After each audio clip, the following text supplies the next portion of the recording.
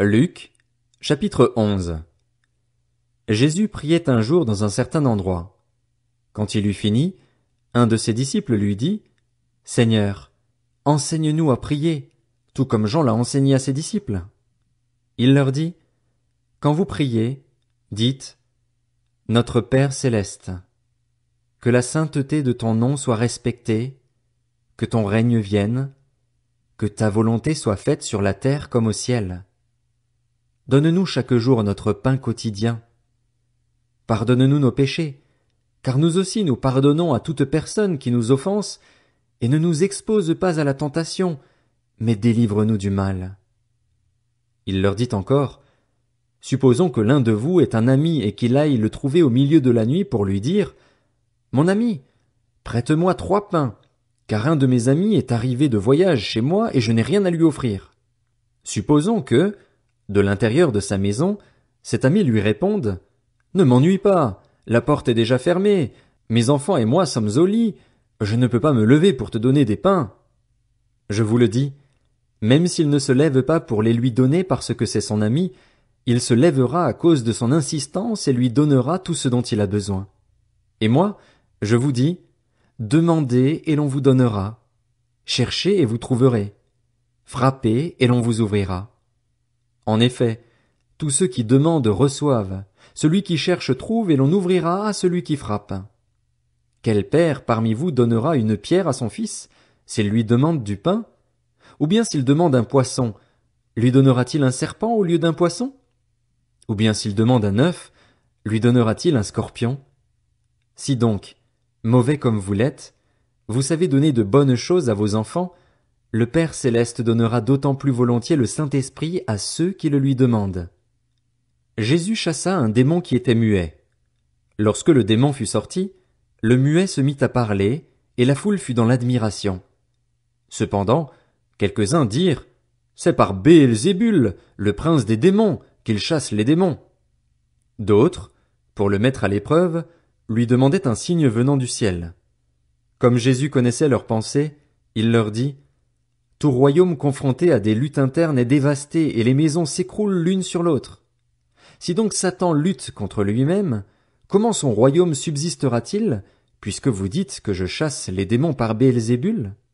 Et si moi, je chasse les démons par Béelzébul, vos disciples, par qui les chassent-ils? C'est pourquoi ils seront eux-mêmes vos juges. Mais si c'est par le doigt de Dieu que je chasse les démons, alors le royaume de Dieu est venu jusqu'à vous. Lorsqu'un homme fort et bien armé garde sa maison, ce qu'il possède est en sécurité. Mais, si un autre plus fort que lui survient et le maîtrise, il lui enlève toutes les armes sur lesquelles il comptait et distribue ses biens à d'autres. Celui qui n'est pas avec moi est contre moi, et celui qui ne rassemble pas avec moi disperse. Lorsqu'un esprit impur est sorti d'un homme, il va dans des endroits arides pour chercher du repos. Comme il n'en trouve pas, il dit, « Je retournerai dans ma maison, d'où je suis sorti. » À son arrivée, il la trouve balayée et bien rangée. Alors il s'en va prendre 7 autres esprits plus mauvais que lui. Ils entrent dans la maison, s'y installent, et la dernière condition de cet homme est pire que la première. Jésus parlait encore quand une femme se mit à lui dire, du milieu de la foule, « Heureux le ventre qui t'a porté! Heureux les seins qui t'ont allaité! » Il répondit, « Heureux plutôt ceux qui écoutent la parole de Dieu et qui la gardent. » Comme la foule s'amassait, il se mit à dire, « Cette génération est une génération mauvaise. Elle réclame un signe miraculeux. Il ne lui sera pas donné d'autre signe que celui de Jonas, le prophète. » En effet, de même que Jonas a été un signe pour les Ninivites, de même le Fils de l'homme en sera un pour cette génération.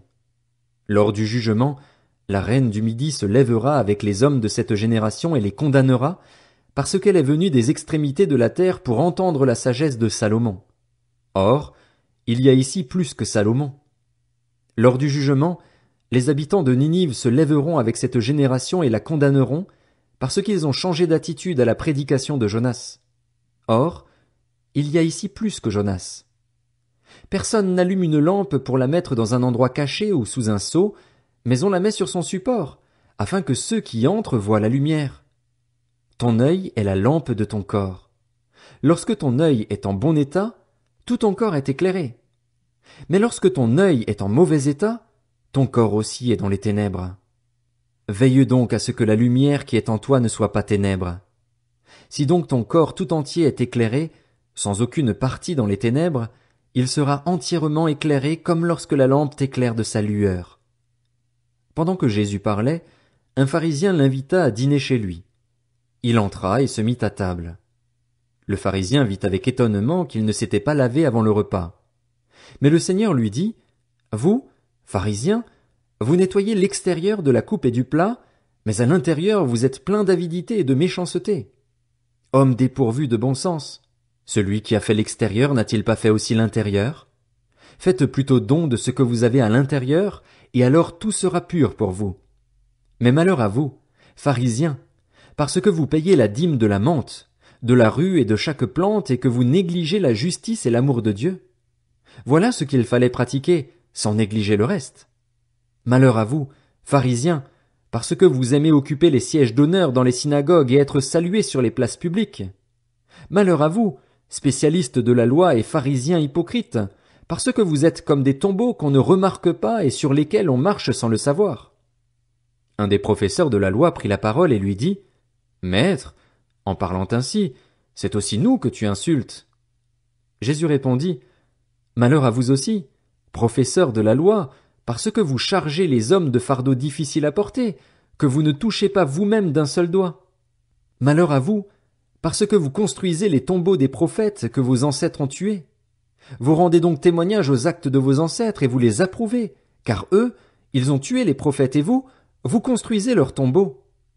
C'est pourquoi la sagesse de Dieu a dit, « Je leur enverrai des prophètes et des apôtres, ils tueront les uns et persécuteront les autres, afin qu'ils soient demandés compte à cette génération du sang de tous les prophètes qui a été versé depuis la création du monde, depuis le sang d'Abel jusqu'au sang de Zacharie, tué entre l'autel et le temple.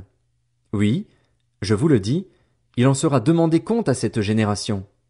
Malheur à vous, professeurs de la loi, parce que vous avez enlevé la clé de la connaissance.